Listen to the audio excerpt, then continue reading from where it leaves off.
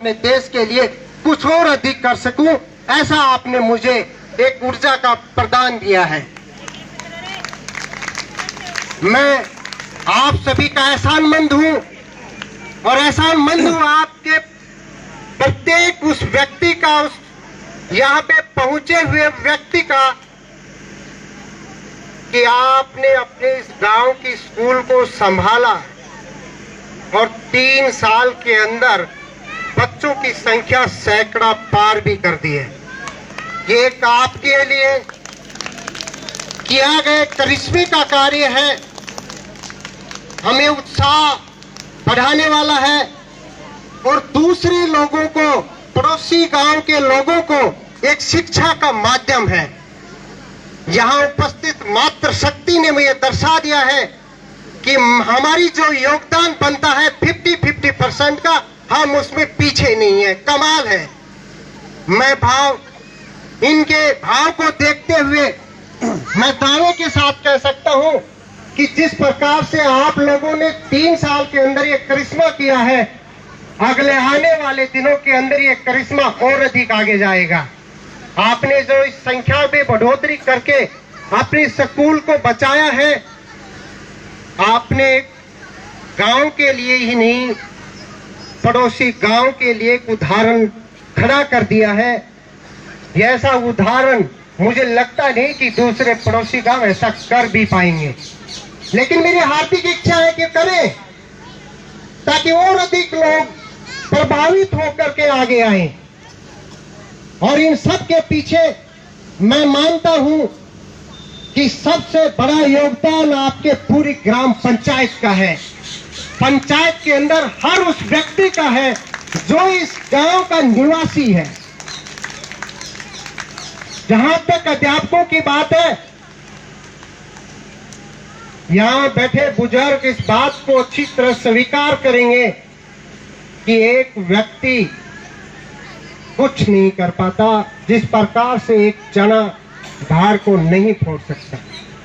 वो अपनी कोशिश करके भरभुजे की आग तो फोड़ सकता है, लेकिन वो अपने काम में पूरी तरह से परिपूर्ण होकर जो चाहता है वो नहीं कर पाता।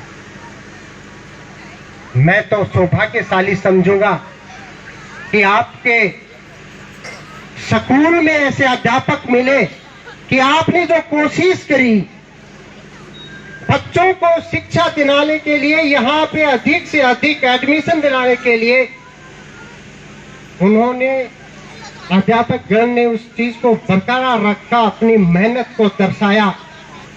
मैं इन्हें भी आर्थिक धन्यवाद देता हूं कि ये आपकी आशाओं के ऊपर खरे उतरे।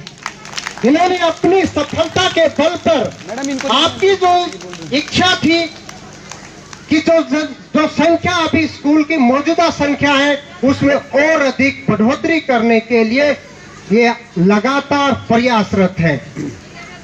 यहाँ पे उपस्थित कैप्टन साहब जो जागृति मंच के अध्यक्ष हैं, मुझे लगता है मुझे यहाँ 1.5 घंटा हुआ होगा, लेकिन अगर मैं उनके कार्य की समीक्षा करूं, मेरी उम्र इतनी बड़ी नहीं है कि मैं उनके कार्यों की समीक्षा करूं, लेकिन ये है कि मैंने जो देखा है मेरी आंखों के सामने, मैं ये कहूं कि 18 साल का व्यक्ति घूम रहा है और इस काम की एक एक कड़ी को देख रहा है। कमाल है ऐसे करिश्मे को, ऐसे जज्बे को, और ऐसा जज्बा अगर हमारे युवाओं के अंदर हो तो और अधिक कामयाबी हमें इसमें प्राप्त हो। मैं युवा लोगों को आमंत्रित करता हूं, जितने युवा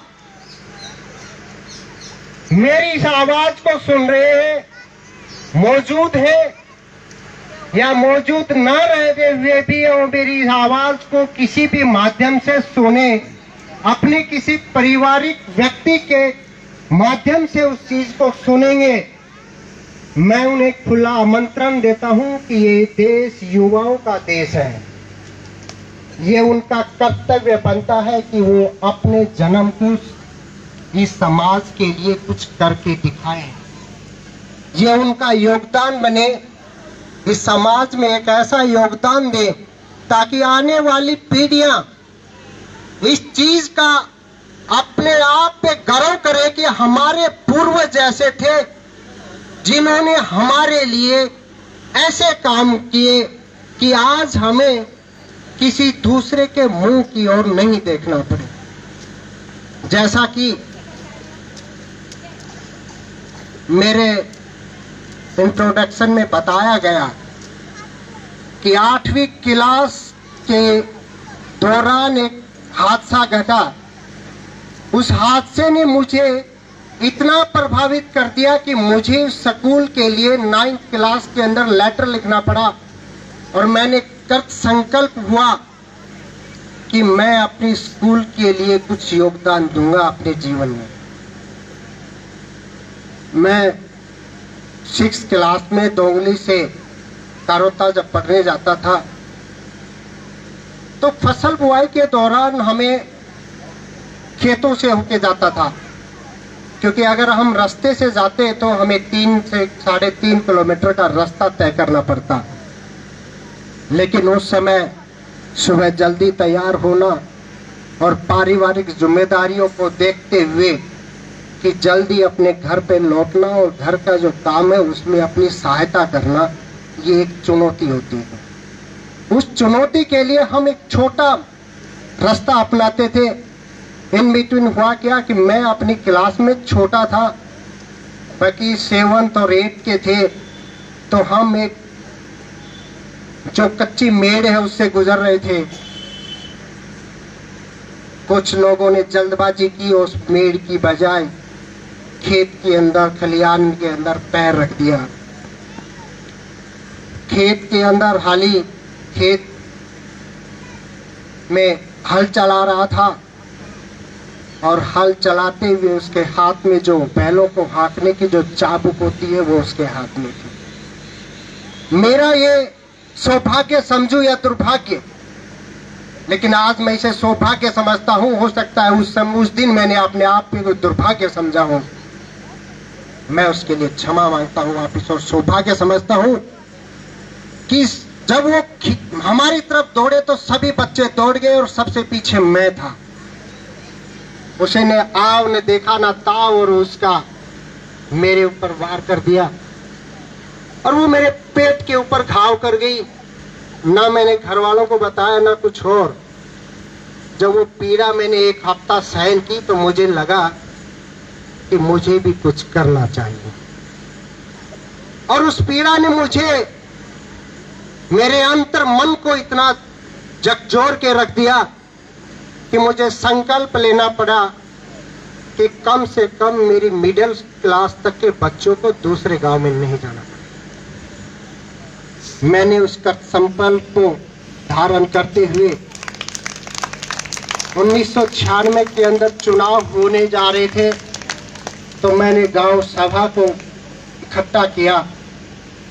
हालांकि कुछ व्यक्तियों के अपने राजनीतिक स्वार्थ होते हैं, हर गांव में ऐसा होता है, मैंने उसमें कामयाबी प्राप्त नहीं हुई, लेकिन मैंने कोशिश की, लोगों को समझाया। और सबसे बड़ा प्लस पॉइंट मैं बताऊं आपको, जब मैंने लोगों को इकट्ठा किया तो लोगों में से हर व्यक्ति, क्योंकि उनमें से पहले 5-7 नंबरदार वगैरह, सरपंच वगैरह, मौजूदा सरपंच वगैरह, यानी कि 8 से 10 लोगों की मुझे सहमति मिल गई थी और मुझे लग रहा था कि अगर मैं इस गांव के लिए अगर काम एक कर जाऊंगा तो सही रहेगा।